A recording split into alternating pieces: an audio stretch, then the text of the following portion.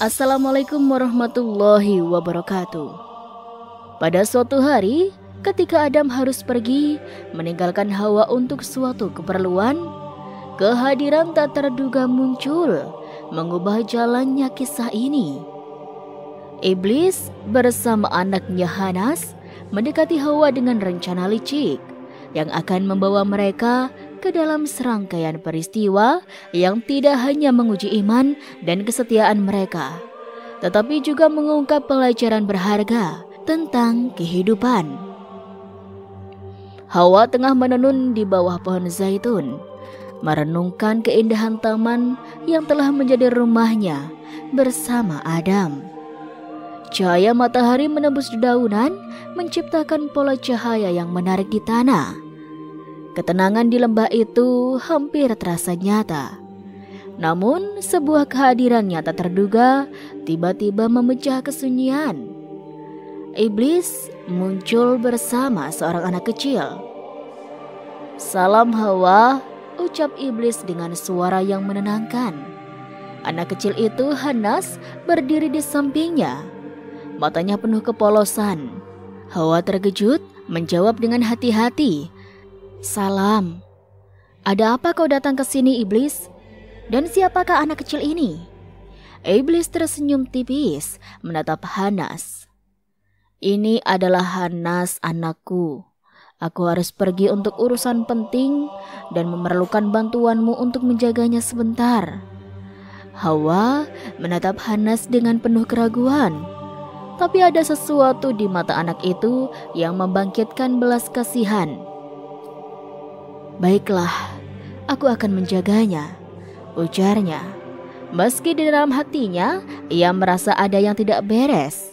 Hanas berlari kecil mendekati Hawa, memandanginya dengan rasa ingin tahu. "Terima kasih Hawa, aku akan segera kembali," kata iblis sebelum menghilang secepat ia datang. Tidak lama setelah iblis pergi, Adam kembali. Melihat Hanas, ia pun bertanya dengan raut wajah bingung, "Siapa anak ini, Hawa?" Hawa pun menjawab, "Dia anak iblis yang dititipkan padaku." Iblis berkata ia akan kembali sebentar lagi. Adam dengan suara yang meninggi bertanya, "Mengapa engkau menerima anak iblis?" Hawa yang terkejut dengan reaksi Adam menjawab dengan suara gemetar, Aku hanya ingin membantu. Aku tidak tahu harus berbuat apa ketika dia memintaku menjaga Hanas." Adam terlihat semakin marah, mendekati Hanas dengan langkah yang berat. "Kita tidak bisa mempercayai anak ini. Dia mungkin bagian dari rencana licik ayahnya." Sebelum Hawa bisa mencegahnya, Adam telah menangkap Hanas. Dengan amarah yang mendidih, ia membunuh Hanas dengan cara yang kejam, lalu memotong tubuhnya menjadi beberapa bagian yang ia gantung di dahan pohon. Hawa terkejut dan tidak percaya, hanya bisa berdiri di sana, menatap tubuh Hanas yang tak berdaya. "Adam, apa yang kau lakukan?" Isaknya air mata mengalir membasahi pipinya. Adam dengan suara yang dingin menjawab, "Ini adalah satu-satunya cara untuk melindungi kita dari tipu daya iblis. Kita tidak bisa membiarkan anaknya hidup di sini." Hawa tertunduk di tanah, menutup wajahnya dengan tangan. Kejadian ini hanya awal dari serangkaian peristiwa yang akan menguji kesabaran, iman, dan kasih sayang Adam dan Hawa. Hawa masih duduk terpaku menatap tanah yang sekarang dicemari oleh tindakan kejam Adam.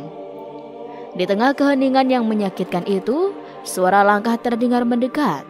Iblis muncul lagi, wajahnya dipenuhi kekhawatiran. "Di mana anakku, Hawa?" tanyanya dengan suara yang gemetar. Hawa dengan mata yang masih berkaca-kaca menunjuk ke arah dahan-dahan pohon. "Iblis, Adam telah membunuh Hanas," ujarnya dengan suara yang hampir tak terdengar. "Dia memotong tubuh anakmu dan menggantungkannya di sana." Iblis dengan ekspresi yang bercampur antara marah dan sedih menatap ke arah potongan-potongan tubuh Hanas. Kemudian dengan suara yang penuh kekuatan, misterius, ia memanggil Hanas.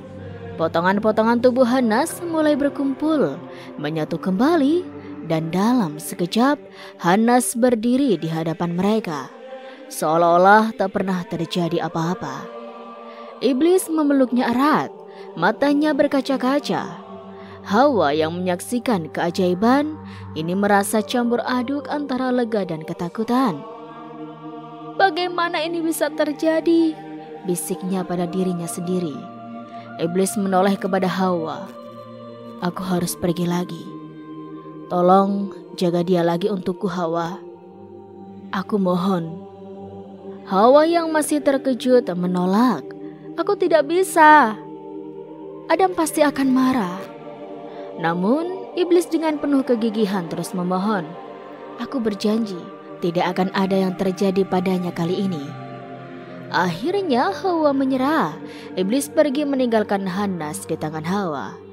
Sekali lagi waktu berlalu dan Adam kembali melihat Hanas. Amarahnya kembali memuncak.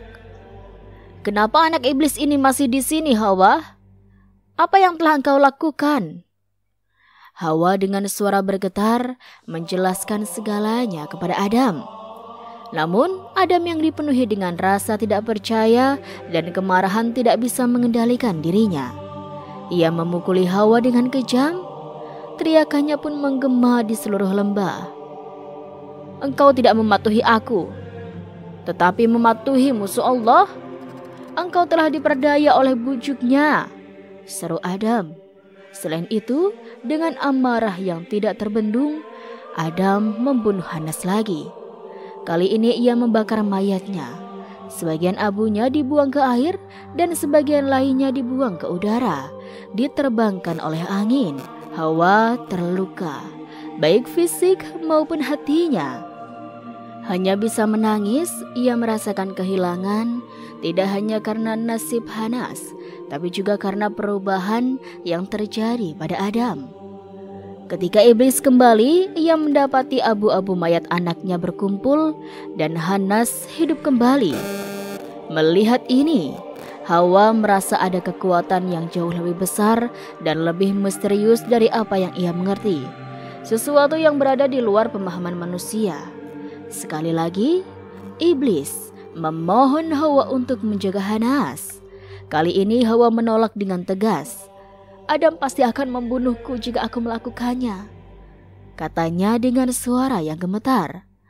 Namun dengan bujukan dan sumpah iblis berhasil meyakinkan Hawa untuk yang terakhir kalinya. Iblis pergi meninggalkan Hawa dengan keputusan yang akan mengubah jalannya kisah ini selamanya. Hawa dengan hati yang berat menatap Hanas yang bermain tak jauh dari tempatnya. Dia tahu sebentar lagi Adam akan kembali dan segala sesuatu akan berulang lagi. Sore itu, langit mulai meredup saat Adam kembali. Matanya segera tertuju pada Hanas dan wajahnya memerah oleh amarah. "Apa lagi ini?" serunya dengan suara yang menggelegar. Hawa yang sudah kehabisan kata-kata berusaha menjelaskan. "Iblis, dia memohon padaku. Aku tidak bisa menolaknya." Adam yang tidak bisa menerima alasan Hawa mengambil Hanas dengan kasar. "Kita tidak bisa membiarkan ini terus terjadi, Hawa. Anak iblis ini hanya akan membawa bencana bagi kita." Dengan keputusan yang berat, Adam mengambil Hanas dan dengan sebuah tindakan yang menentukan, Adam membunuhnya lagi. Kali ini ia tidak hanya mengakhiri hidup Hanas, tetapi juga memasaknya. Adam membagi tubuh Hanas, memakan sebagian dan memberikan sebagian lagi kepada Hawa.